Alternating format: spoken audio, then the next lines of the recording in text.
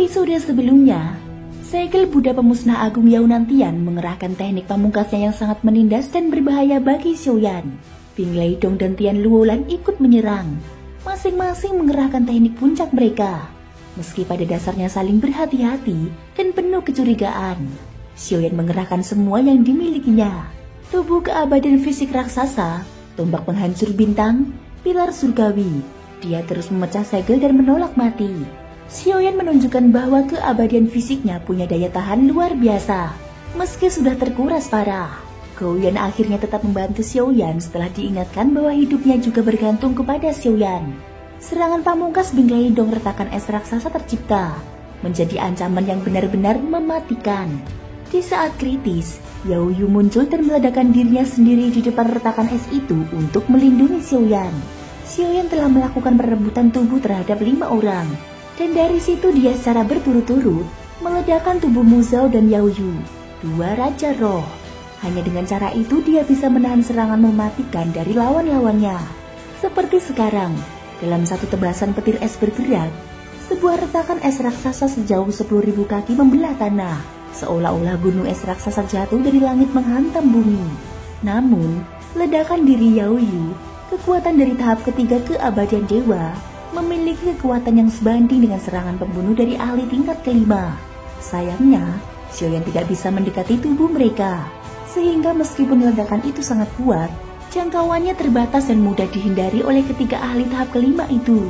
Dengan kata lain, meskipun kekuatannya besar, ledakan itu tidak cukup untuk memberikan luka serius secara tepat sasaran. Maka dia hanya menggunakannya sebagai sarana untuk memblokir serangan mereka. Ledakan dari seorang ahli tingkat ketiga keabadian dewa adalah sesuatu yang tak bisa diragukan kekuatannya. Bahkan menghadapi tebasan pembunuh Bing Leidong, kekuatannya masih sanggup bertahan. Tebasan es sepanjang 10.000 kaki dari Bing Leidong pun terhenti, meski wajah Bing Leidong tetap dingin tanpa ekspresi. Berani menggunakan nyawa ahli tingkat ketiga untuk menahan seranganku?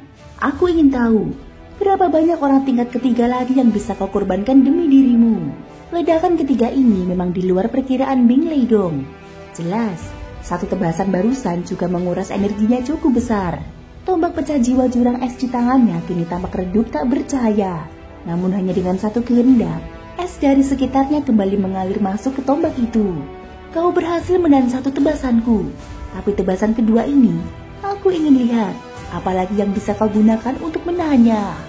Pada saat itu, tubuh raksasa keabadian fisik Xiaoyan setinggi 300.000 kaki bergemuruh mendekati segel pembinasa suci milik Yaunantian. Yaunantian yang melihat Xiaoyan terus mendekat mulai merasa gentar. Dia khawatir Xiaoyan benar-benar bisa menyentuh segelnya. Cuma seorang tingkat ketiga berani mencoba menggoyahkan segel pembinasa suci milikku. Di bawah segel ini, tak satu pun dari tingkat ketiga bisa bertahan hidup. Kau pun tak akan berbeda. Menara suci, bangkitlah. Begitu ucapannya jatuh, bayangan 7 tingkat menara suci pun menyala di atas segel itu. Dan sesosok Buddha berselimut jubah keemasan muncul, menyatukan kedua tangan, lalu mengangkat satu telapak dan menghantam ke bawah.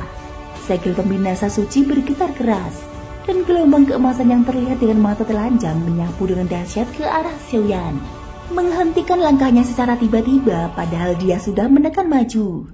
Hari ini, aku pasti akan menghancurkan segel ini. Hancurkan satu bintang lagi. Tanda bintang di dahi Xiaoyan kembali bergetar, lalu meledak. Semburan kekuatan darah yang sudah lama tertahan di tubuhnya pun meledak seketika. 400.000 kaki. Raungan mengguncang langit dan bumi bergema dari mulutnya, seperti kilat menggelegar, mengandung amarah, ketidakrelaan, dan niat membunuh yang begitu kuat. Demi menghancurkan bintang, Xiaoyan rela mengorbankan segalanya. Dia tahu bahwa klan Yuanshan meningkat melalui tempaan yang berulang, dan mereka tak pernah kekurangan keberanian untuk menempuh jalan berdarah kembali. Tubuh fisik Xiaoyan kembali membesar. Bagi dirinya, ini adalah pertarungan yang nyaris seperti berjudi dengan nyawa. Namun untuk melawan 3 ahli tahap kelima keabadian dewa, bagaimana mungkin mudah? Fakta bahwa dia mampu bertahan sampai sejauh ini telah membuat ketiga orang itu tak lagi berani meremehkannya, bahkan sedikit pun. Mereka paham, meski hanya menunjukkan kekuatan tahap ketiga, bahkan tanpa membangkitkan 9 sumber kekuatan, Xiaoyan tetap seorang reinkarnasi dari makhluk tertinggi, dan tidak bisa dikalahkan tanpa membayar harga tertentu. Ketiganya pun mulai mengeluarkan jurus pembunuh masing-masing, berusaha secepat mungkin menyudahi pertarungan ini. Namun kini, tubuh raksasa Xiaoyan menutupi langit dan bumi, berhadapan langsung dengan segel pembinasa suci milik Yao Nantian di udara. Dengan tombak di tangan dan pilar di pundak, dia kembali menekan maju, semakin mendekat. Sayangnya, kabar buruk datang. Kekuatan dari klon cincang mulai melemah. Kekuatan api tak lagi cukup untuk menahan kekuatan es ekstrim dari Bing Leidong. Gas es biru menyebar dengan cepat menyelimuti tubuh Xiaoyan.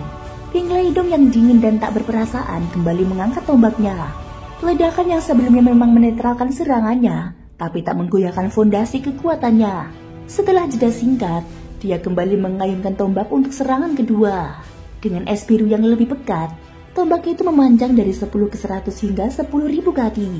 Bersamaan dengan angin yang menyertainya, tombak itu melesat langsung ke arah Xiaoyan.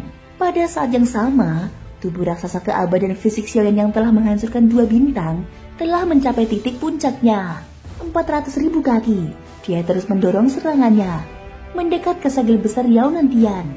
Xiaoyan bisa merasakan bahwa baik tombak penghancur bintang maupun pilar surga, jika menyentuh segel pembinasa suci, maka serangan lawan akan terpecahkan. Tubuh raksasa yang menutupi langit sudah sangat dekat. Namun dari kiri dan kanan, 2 serangan kuat pun datang untuk menghalanginya. Hanya sedikit lagi, Xiaoyan menggertakkan giginya. Tapi kekuatan es sudah menyebar ke seluruh tubuhnya.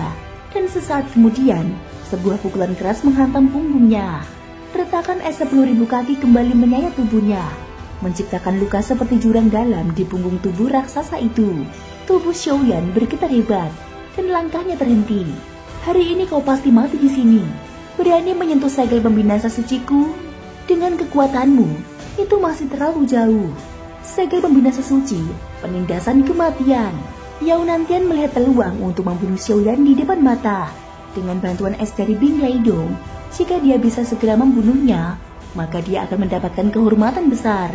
Dia mengangkat telapak tangannya ke depan, menekannya dari kejauhan. Tubuhnya seperti berubah menjadi bayangan budak emas, menekan segel pembinasa suci ke bawah dengan kekuatan besar.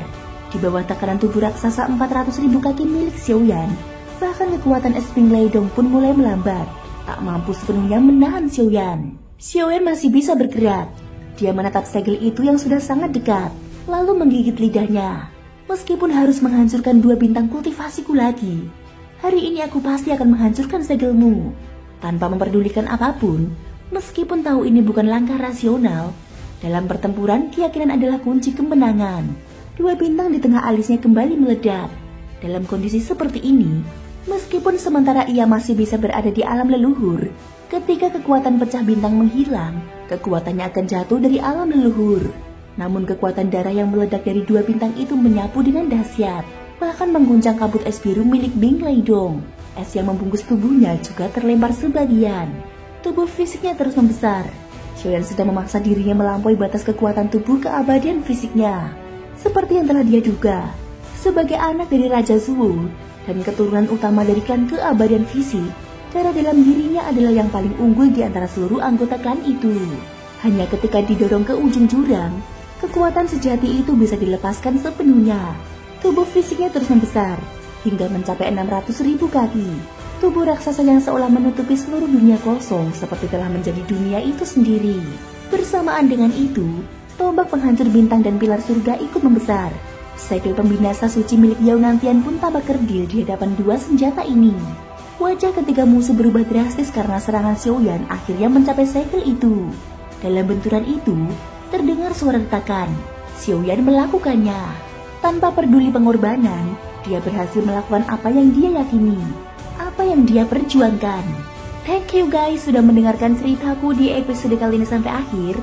Ikutin terus kelanjutan episode berikutnya ya. Semoga hari kalian menyenangkan. Sampai jumpa dan bye-bye.